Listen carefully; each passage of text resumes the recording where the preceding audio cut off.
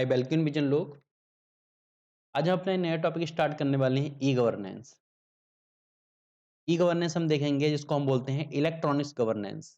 मतलब इलेक्ट्रॉनिक के लिए कैसे गवर्न किया जाएगा, कैसे हमारी गवर्नमेंट गवर्नेंस सिस्टम एप्लीकेबल कर सकती है विद हेल्प ऑफ इलेक्ट्रॉनिक्स और डिजिटल। तो इसको हम देखने वाले हैं ई गवर्नेंस को। वीडियो को लाइक कीजिए, चैनल को सब्सक्राइब कीजिए। हम स्टार्ट करते हैं ई गवर्नेंस।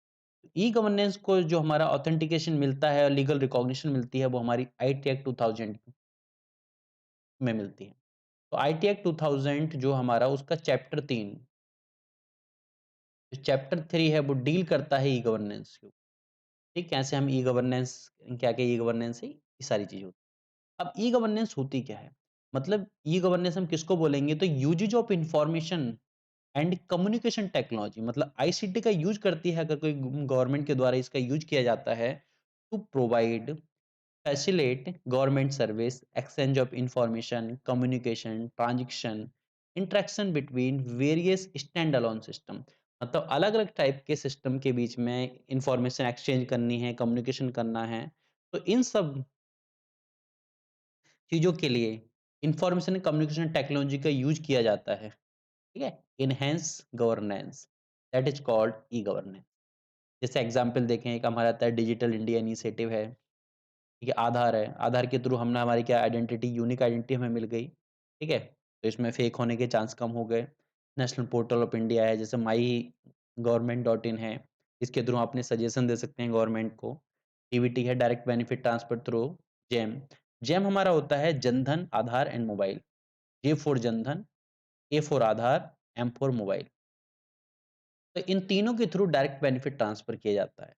तो डायरेक्ट बेनिफिट ट्रांसफर करने का मतलब था कि सरकार जो भी किसी बेनिफिशियरी को कोई पैसा भेजती है, कोई सब्सिडी भेजती है, कोई भी ऐसी फैसिलिटी प्रोवाइड करती है, तो वो मतलब करप्शन, उसके ऊपर करप्शन ना हो और वो जिस पर्सन के लिए अलॉट की गई है, मतलब मान लो कि राशन था या फिर किसी भी टाइप का कोई पैसा है, वो किसी गरीब को या किसी गाँव में पर्सन को, किसी शहर में पर्सन को, किसी पर्सन को ट्रांसफर करना है किसी पॉलिसी के थ्रू। तो वो जो पैसा था, उसको बीच में जो दलाल हैं या फिर जो ये लोग क्या है उसका मिसयूज़ ना करें, करप्शन हमारा ना बढ़े, इसके लिए हमने क्या किया, डायरेक्ट बेनिफिट ट्रांसफर किया। अब डायरेक्टली गवर्नमेंट ने क्या किया, हाँ, ये हमारी गवर्नमेंट है और ये हमारे कोई पीपल है। तो डायरेक्टली गवर्नमेंट ने इसके पास क्या है, पैसा ट्रांसफर कर दिया। अब इसको हमने बोला डायरेक्ट बेनिफिट ट्रांसफर, ठीक? डायरेक्टली तो ये हमारा डीबीटी हुआ। अब इसके लिए क्या यूज़ किया गया, इसके लिए जैम का यूज़ किया, मतलब जनधन। इस पर्सन का एक अकाउंट होना चाहिए, जनधन के अंदर मिल गया। इस पर्सन की एक आइडेंटिटी कि वही पर्सन है, कोई ऐसा तो नहीं है उसके नाम पे फेक कोई पर्सन ले रहा है, आधार मिल गया। उस पर्सन से कम्युनिकेशन करने के लिए मोबाइल। तो इन 3 का यूज़ करके हमने डायरेक्ट बेनिफिट ट्रांसफर किया। अगली चीज़ आती है उमंग। तो इसमें भी गवर्नमेंट सर्विस जो है उनको एक्सेस करने के लिए। अगला डिजी लॉकर, डिजिटल लॉकर। जो हमारे डॉक्यूमेंट होते हैं, उन डॉक्यूमेंट को हम सेफली रख सकते हैं, उसको लीगल रिकॉग्निशन हम उसको दिखा सकते हैं कहीं भी। ई-फिलिंग ऑफ टैक्स, जो इनकम टैक्स की फिलिंग है वो हम ऑनलाइन कर सकते हैं। डिजिटल लैंड मैनेजमेंट सिस्टम, जो लैंड रिकॉर्ड है उसको हम डिजिटलाइज़ेशन ऑफ लैंड रिकॉर्ड है। ई-परिवहन, तो परिवहन रिलेटेड मतलब चालान आना है, कल चालान है कोई, हमें आधार क वो क्या बोलते हैं, ड्राइवर लाइसेंस है, हमारी इस क्या बोलते आरसी वगैरह है, ये सारी चीज़ों को मेंटेन करने के लिए ई-परिवहन ऐप दिया। ठीक है? उसके थ्रू हम इस चीज़ को मेंटेन कर सकते हैं, अपने चालान को देख सकते हैं, चालान का पेमेंट कर सकते हैं। इसके अलावा डीएल दिखा सकते हैं कि ट्रैफिक पुलिस वाले को डायरेक्टली हम दिखा सकते हैं। वो फिजिकल डॉक्यूमेंट नहीं माँगेगा क्योंकि ई-परिवहन के थ्रू क्या होगा, ये हमारे ई-गवर्नेंस सिस्टम का एग्ज़ाम्पल आता है। इसको लीगल रिकॉग्निशन मिली हुई है। इस टाइप से ई-पंचायत सिस्टम है, ई-कोर्ट सिस्टम है, अलग-अलग टाइप के हमारे एग्ज़ाम्पल आते हैं ई-गवर्नेंस सिस्टम के थ्रू। तो ई गवर्नेंस सिस्टम एक बेसिकली एक स्मार्ट गवर्नेंस सिस्टम है। स्मार्ट मतलब हमारा आता है simple, moral, accountable, responsive and transparent governance. हमारी सबसे ज़्यादा रिक्वायरमेंट है कि जो हमारा सिस्टम है वो ट्रांसपेरेंट होना चाहिए, सिंपल होना चाहिए ताकि लोग उसको समझ सकें, ये सारी चीज़ें। तो ई गवर्नेंस सिस्टम के हमारे 4 स्टेज आते हैं। पहला हमारा आता है प्रेजेंस, इस चीज़ को प्रेजेंट करना मतलब लेके आना, इंटरैक्ट करना, एक सिस्टम के थ्रू दूसरे को इंटरेक्शन प्रोवाइड कराना। अगली चीज़ ट्रांज़ैक्शन एंड ट्रांसफॉर्मेशन। जो हमारी 4 स्टेट आते हैं, सबसे पहले प्रेजेंट करेंगे हम, इंटरैक्ट करेंगे, ट्रांज़ैक्शन मतलब साइन करना है, रिसीव करना जो भी करना है, ट्रांसफॉर्मेशन जो भी उसमें ट्रांसफॉर्मेशन रिक्वायर्ड होगा वो। ठीक है? तो 4 टाइप का हमारा इंटरेक्शन होता है ई गवर्नेंस सिस्टम के अंदर। पहला होता है हमारा गवर्नमेंट टू सिटीजन। सरकार का सिटीज़न के साथ जो भी इंटरेक्शन होता है, दैट इज़ कॉल्ड मतलब मान लो कि किसी गवर्नमेंट को नरेगा के थ्रू किसी पर्सन को पैसा ट्रांसफर करना है, that is called government to citizen. ठीक, किसी के एजुकेशन में कुछ प्रोवाइड करना है, किसी को स्कॉलरशिप देनी है, ये सारी चीज़ हमारी आती है गवर्नमेंट टू सिटी। अगला आता है government to business. Government to business मतलब किसी कंपनी को कोई टैक्स फिलिंग कराना है, किसी कंपनी से कुछ लेना है, ये सारी चीज़ें हमारी होती हैं। गवर्नमेंट टू एम्प्लॉयी, तो गवर्नमेंट और उसके एम्प्लॉयी के बीच में मतलब उनकी कोई प्रॉब्लम सॉल्व करनी है, उनका पीएफ वगैरह देखना है, सारी चीज़ हमारी इसके अंदर आती हैं। आती है गवर्नमेंट टू गवर्नमेंट, मतलब एक गवर्नमेंट से दूसरे गवर्नमेंट के बीच में, गवर्नमेंट के एक डिपार्टमेंट से दूसरे जैसे हमने बोला कि पुलिस है, जैसे पुलिस थाने से जो एफआईआर की कॉपी थी, वो हमने क्या होता है ई-गवर्नेंस के थ्रू क्या डायरेक्टली कोर्ट में पहुँच गई। That is called government to government interaction. तो ई-गवर्नेंस से हमें क्या मिला? Transparency, accountability, efficiency, effectiveness and inclusiveness.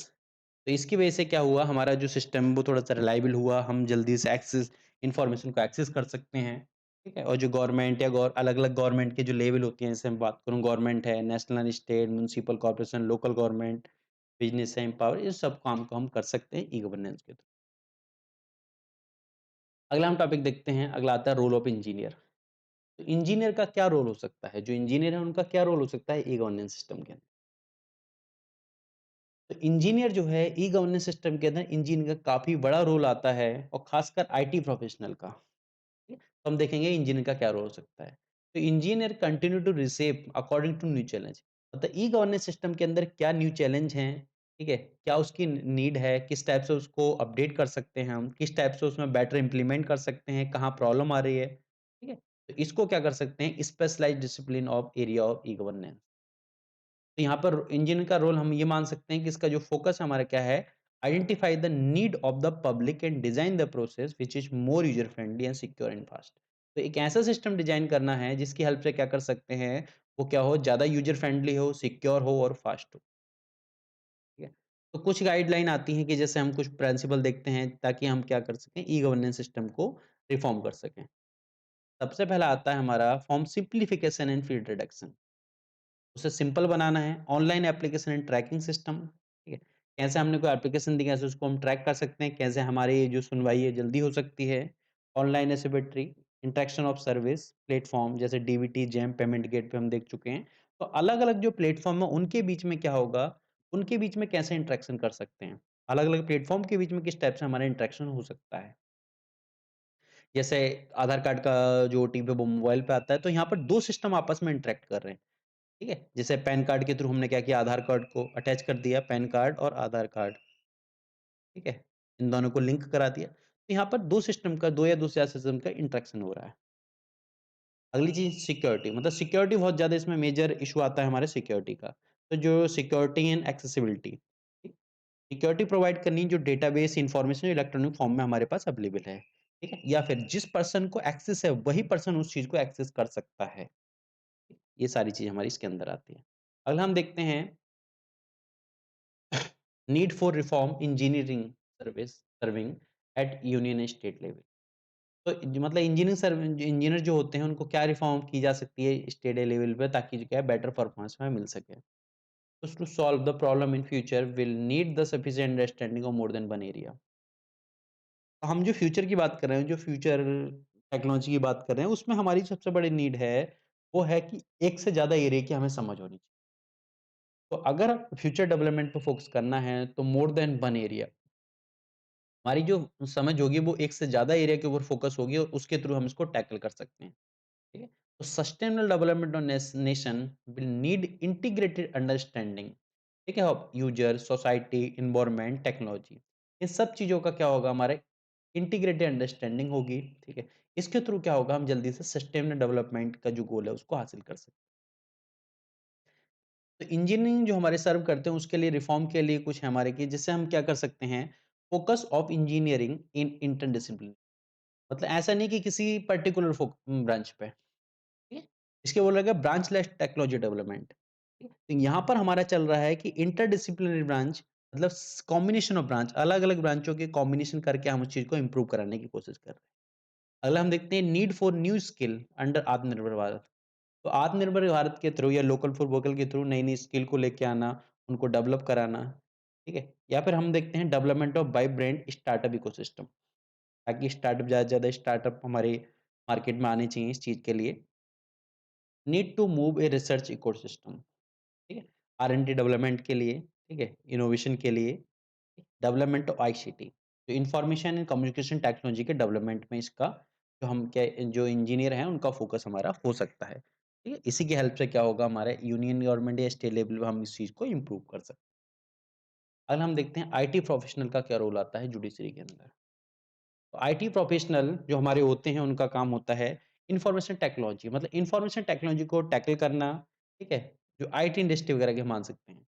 तो with help of IT professional हम क्या कर सकते हैं, जो अलग-अलग टाइप की प्रॉब्लम जो जुडिशरी फेस करती है, जैसे क्या हो गया, एरियर है, बैकलॉग है, डिले है, केस बहुत ज़्यादा डिले हो जाते हैं, बैकलॉग पड़ा हुआ है। तो उसको क्या कर सकते हैं, इस चीज़ को सॉल्व किया जा सकता है by introduction of automation. Judiciary के अंदर हम ऑटोमेशन सिस्टम का यूज़ करके, जैसे हमने ई कोड की बात की, ठीक है? ई-कोड के थ्रू हम प्रॉब्लम को टैकल कर सकते हैं। जैसे हमारे केस मैनेजमेंट है, फाइल मैनेजमेंट है, डॉक्यूमेंट मैनेजमेंट है, इनके थ्रू हम क्या कर सकते हैं, improve restoring the use of information technology.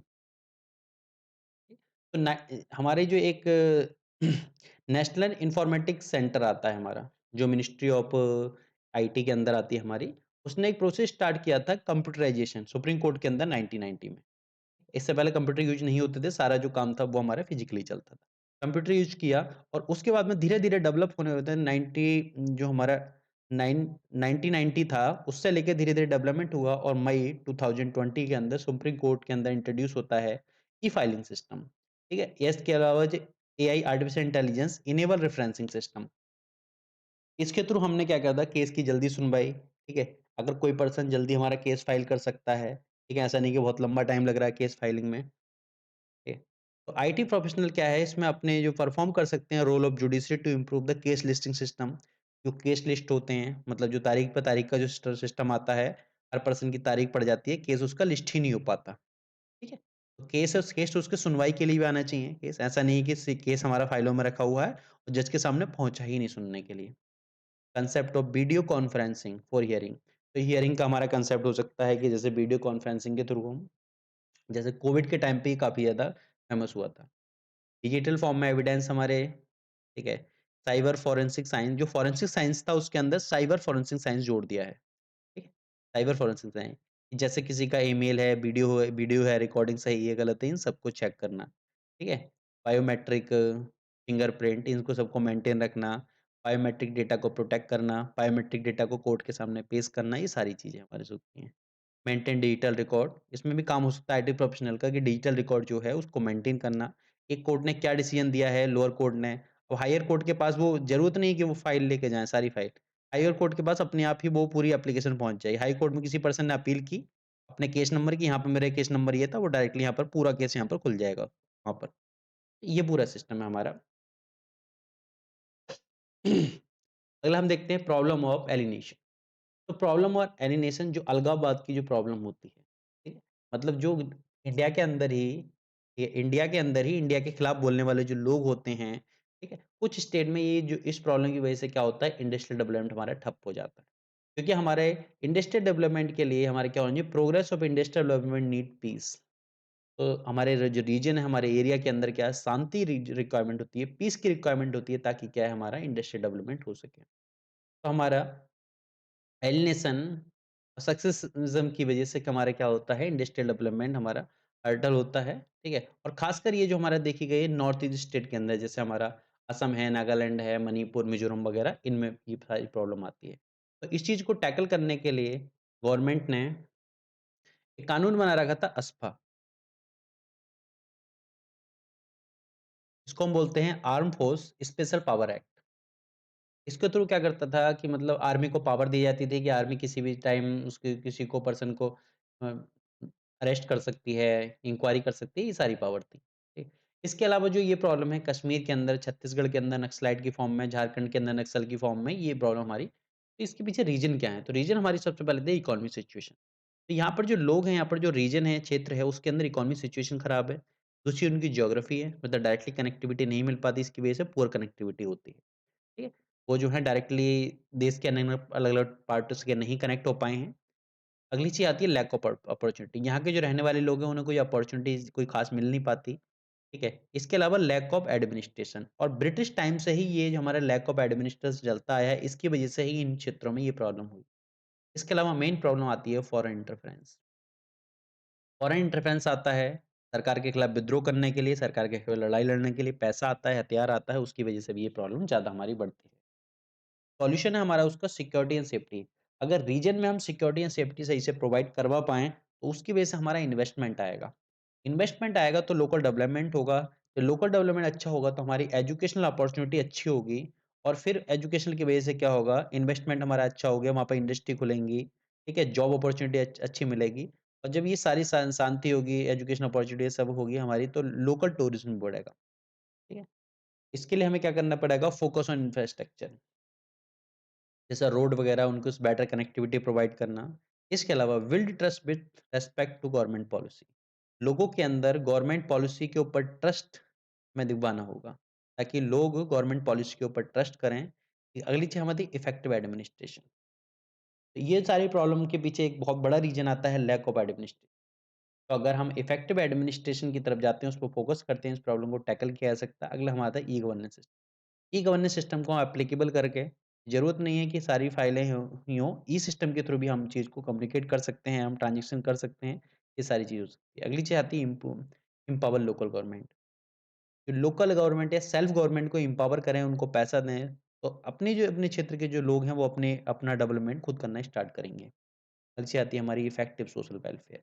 जो सोशल वेलफेयर पॉलिसी है वो इफेक्टिवली उन लोगों तक पहुँचनी चाहिए। ऐसा नहीं है कि उन तक पहुँच ही नहीं पा रही हैं, लोगों को फ़ायदा ही नहीं मिल पा रहा है उन पॉलिसीज़ का, तो वो क्या होंगे, गवर्नमेंट जो पॉलिसीज़ है, उनके प्रति ट्रस्ट नहीं दिखा पाएँगे। तो ये था हमारा टॉपिक। वीडियो को लाइक कीजिए, चैनल को सब्सक्राइब कीजिए। Thank you everyone.